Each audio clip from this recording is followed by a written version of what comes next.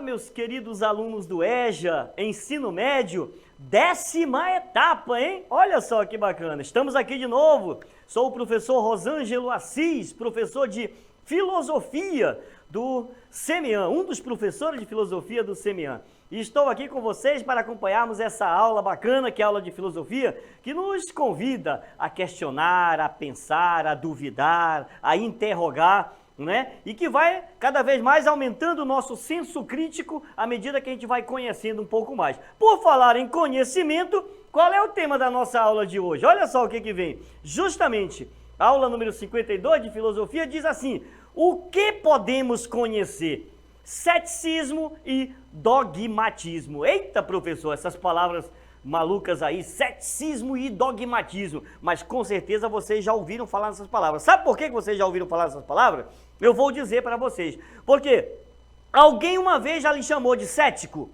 Com certeza já, né? Tu és um cético, ou seja, tu não acredita em nada, né? Ou então, cuidado, que esse dogma é de fé. O que é um dogma? É uma verdade absoluta. Então não existe um questionamento para esse dogma. É usado principalmente na religião. Vamos entender um pouquinho então na nossa aula de hoje a ideia desse conhecimento através do ceticismo e do dogmatismo. O que a gente pode conhecer? Vamos começar com um questionamento aqui: dogmatismo e ceticismo. É possível elaborar conhecimento e podemos afirmar que o conhecimento elaborado é verdadeiro? O que você acha?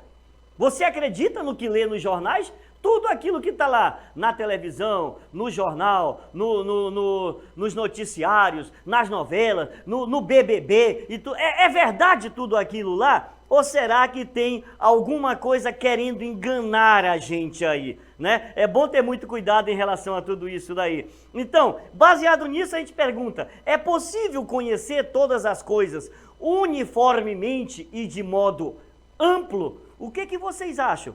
Eu já estou incomodando vocês, né? Eu já estou incomodando aí. O professor já começa a aula fazendo pergunta. E agora, é verdade ou não é? É verdade ou não aquilo que a gente vê, aquilo que a gente assiste? Tome muito cuidado, porque o que tem de fake news por aí querendo enganar a gente não é brincadeira. Uma mensagem que a gente recebe pelo WhatsApp, ninguém sabe se essa mensagem é verdadeira ou não, né? E o dogmatismo e o ceticismo, eles estão aqui para justamente nos ajudar a entender um pouquinho isso daí também. É uma filosofia muito interessante, é um pensamento muito interessante. Vamos lá então tentar entender? Dogmatismo e ceticismo, com base nos questionamentos que nós já fizemos agora há pouco, né? A gente precisa compreender duas posturas filosóficas que abordam a questão da possibilidade do conhecimento. Que posturas filosóficas são essas? O dogmatismo e o ceticismo. Perfeito?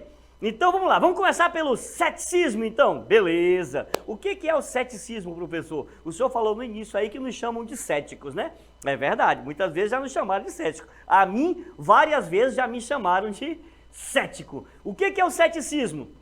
Uma posição filosófica que consiste em desconfiar da ideia de que existe uma verdade absoluta. Olha só. Eu posso desconfiar da ideia de que existe uma verdade absoluta. Quando eu começo a ter essa desconfiança, eu estou começando a ser um pouco cético. O ceticismo, ele considera o que então, gente? Já que eu começo a desconfiar disso daí, o ceticismo considera a impossibilidade, né, do conhecimento. A verdade não existe, ou pelo menos ela é difícil de ser alcançada. Olha só que coisa interessante, a verdade, ela não existe. O cético vai dizer para nós, o cético mais radical, que nós vamos ver daqui a pouco, ele vai dizer que essa verdade não existe. Um cético mais moderado vai dizer para nós: não, ela é difícil de ser alcançada, mas ela é muito relativa,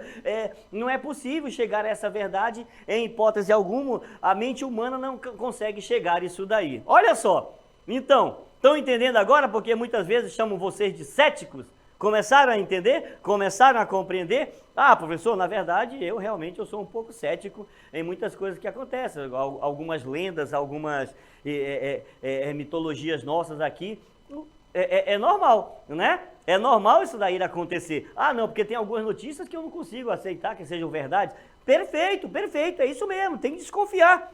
Buscar as fontes verdadeiras para encontrar essa verdade aí, tá? E o que o cético faz então? Já que ele desconfia, o que ele faz então? Ele observa tudo, né? Ele vai observar tudo, ele vai considerar tudo, mas ele não vai principalmente crer numa verdade dogmática. Lembra que eu falava no início da nossa aula a questão da verdade dogmática, que vai estar muito ligada à questão de fé? Eu tenho que acreditar mesmo sem ver. Eu tenho que acreditar mesmo sem tocar naquilo, mesmo sem que aquilo seja algo concreto. O que o cético faz? Ele observa, ele considera, mas ele duvida, mas ele questiona. Por quê? O cético ele pode ser de duas maneiras. Vamos entender aí o que o cético pode ser? O cético pode ser moderado e pode ser radical. O que é o cético moderado, professor? É aquele cético que consegue admitir uma forma relativa, olha só, relativa de conhecimento. Ou seja, ele sabe que existe, é possível ter um conhecimento, mas nós temos limites para chegar a essa verdade. É muito fraco as nossas razões para se alcançar, para se conquistar essa verdade. Mas é possível, né? Relativamente possível chegar a essa verdade. O cético radical não tem nada disso não. O cético radical ele chega e diz o seguinte, meu amigo, é o seguinte, olha, não existem certezas. Em outras palavras, o conhecimento é impossível. Essa história de dogmas não existem, tá? Isso é balela, isso é conversa fiada de quem quer enganar vocês. Então, a verdade absoluta, você não vai chegar nunca a ela. O conhecimento absoluto, você não vai chegar nunca a ele. É radical, é radical. Esse ceticismo radical a gente vai buscar lá na Grécia Antiga, tá? Lá na Grécia Antiga já existiam os céticos. Pô, a pessoa não é de agora não? Não, isso não é de agora não. Isso vem lá da Grécia Antiga, né? Uma corrente filosófica chamada ceticismo que vai dizer não existe essa verdade aí. Portanto, a relação sujeito e objeto do ceticismo, olha só, a relação sujeito e objeto do ceticismo diz o seguinte, o sujeito, que sou eu, que é você, que somos todos nós, não pode apreender o objeto. Pessoal, o que é isso? O sujeito não pode apreender o objeto, significa muito simples, tá? É muito simples. Significa o seguinte, quando eu digo que o sujeito não pode aprender o objeto, eu estou querendo dizer que não é possível que o sujeito conheça o objeto. O objeto estará ali, mas o sujeito não vai conhecer, em hipótese alguma, esse objeto. Nós não somos capazes de chegar, a minha mente não é capaz de conseguir entender e acompanhar esse objeto. Então, essa é a relação sujeito-objeto do nosso ceticismo. Perfeito? Entenderam o ceticismo? Conseguiram acompanhar? Ver, mano, professor, realmente eu sou um pouco cético em algumas coisas. É importante isso, tá? Vale a pena ser cético em algumas coisas. Você não pode acreditar em tudo que lhe fala, em tudo que você vê, em tudo que você ouve. Porque senão você vai arrumar briga com todo mundo, você vai ser inimigo de todo mundo também, né? Tem que tomar muito cuidado em relação a isso daí. Ou então vai ser manipulado o tempo todo também, tá certo? E o dogmatismo, professor? O dogmatismo é o inverso, podemos dizer assim, tá? O que é a ideia do dogmatismo? O dogmatismo vem do grego, dogmatikos, né? Então, quer dizer, existe um princípio. Dogmatikos é um princípio, ele se funda em princípios. E quando esse dogmatismo, quando ele vem para a religião, então essa verdade fundamental e indiscutível se torna uma doutrina. Ou seja, passa a ser uma verdade inquestionável. Perfeito? Dogma na religião vai ser então essa verdade inquestionável. Eu falava para vocês, o dogma está muito ligado à questão religiosa. O que é o dogma? Eu falei lá na frente, né? Dogma. Olha o dogma aqui, professor. É uma de fé. Eu não posso questionar. Por quê? Quem vai me dizer se está certo? A minha fé. Eu não vejo, eu não toco, eu não falo com essa pessoa, mas eu acredito. A religião traz muito isso daí. O que que Deus é? Uma verdade de fé, né? Uma verdade de fé. Muita gente diz, porque tem que provar. Eu posso provar de 1000 outras maneiras, mas é uma verdade de fé. Essa ideia aí, perfeito? E todas as religiões, elas têm os seus dogmas. Tem os seus dogmas que eu vou aceitar e que eu vou vivenciar se eu quiser ou não. Perfeito isso daí? Portanto, o que é o dogmatismo então?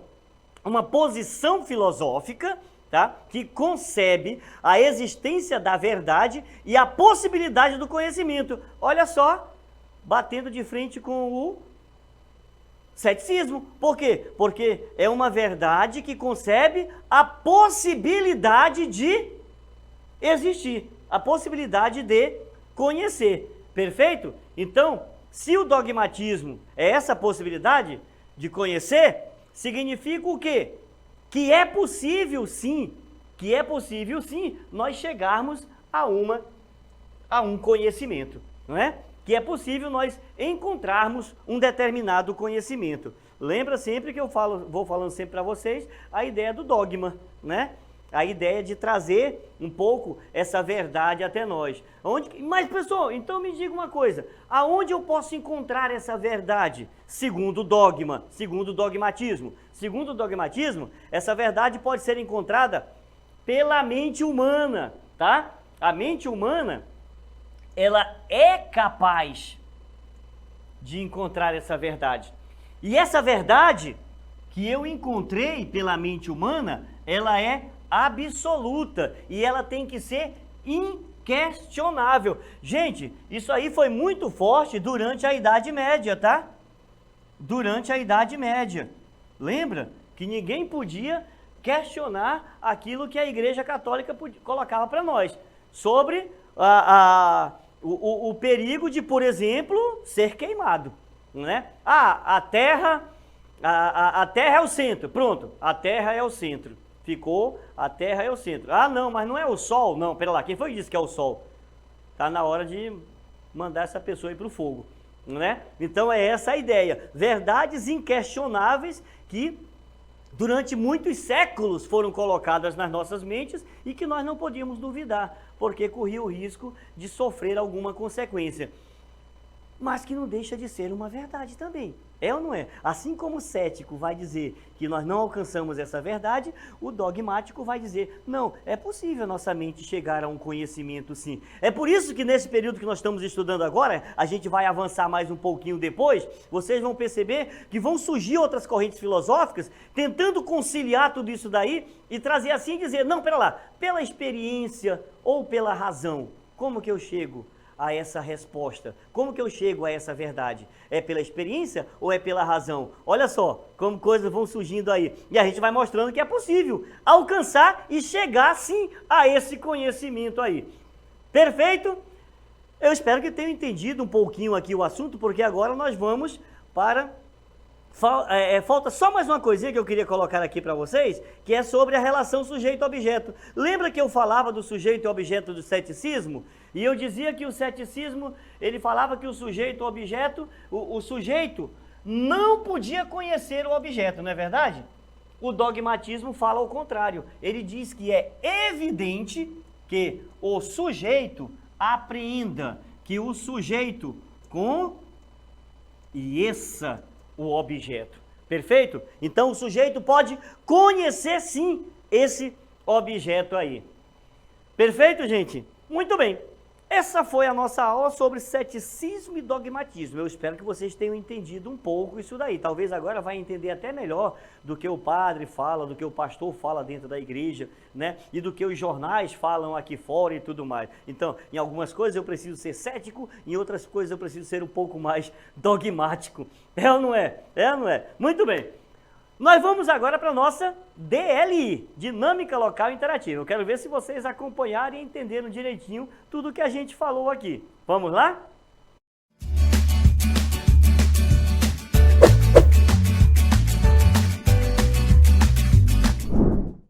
Muito bem. Olha aí, tem uma questão bem interessante aí na nossa dinâmica local interativa. É só uma questão, mas uma questão que vai fazer a gente pensar bastante, conversar bastante com quem está aí perto da gente. Olha só, leia com atenção. O cético tanto observa e pondera que conclui, nos casos mais radicais de ceticismo, que o conhecimento é impossível. Nas tendências moderadas, o cético suspende provisoriamente qualquer juízo ou admite apenas uma forma restrita de conhecimento, reconhecendo os limites para a apreensão da verdade. Baseado nessa premissa, você vai responder então, qual é? Na sociedade atual, as pessoas são mais dogmáticas ou céticas diante do conhecimento? O que é que vocês acham? Nós somos mais dogmáticos ou nós somos mais céticos? Ou tá ali no meio termo, meio a meio? Por quê? Vamos lá? Vamos responder então essa questão aí? E a gente vai, daqui a pouco, dar a resposta para vocês, tá bom?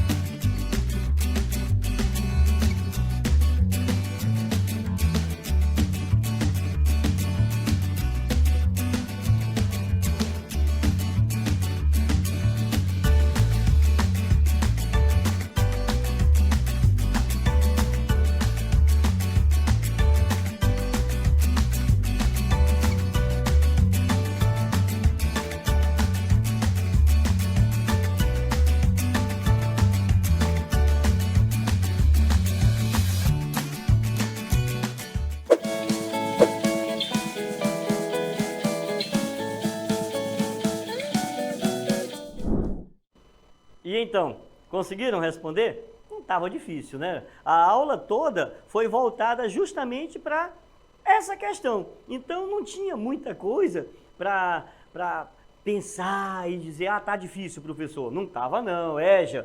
10ª etapa, macacos velhos que vocês já são aí na filosofia, com certeza já foi fácil demais essa resposta para vocês, né? Mas vamos à pergunta então? Vamos lá, vamos acompanhar aqui a pergunta. Leia com atenção, olha só, quando está escrito assim, leia com atenção, significa o quê, professor? Leia com atenção. Esse é um dos grandes problemas nossos. A gente quer ler rápido de qualquer jeito e às vezes não consegue entender aquilo que está sendo respondido ou perguntado, não é verdade? Então, olha só. O cético tanto observa e pondera que conclui, nos casos mais radicais de ceticismo, que o conhecimento é impossível. Então, quando fala tanto observa e pondera, significa que ele vai atrás, não é um cara que ele simplesmente nega por negar. Não, ele pondera, ele observa, ele pesquisa, ele vai atrás, mas diz que o conhecimento é impossível. Isso para o radical.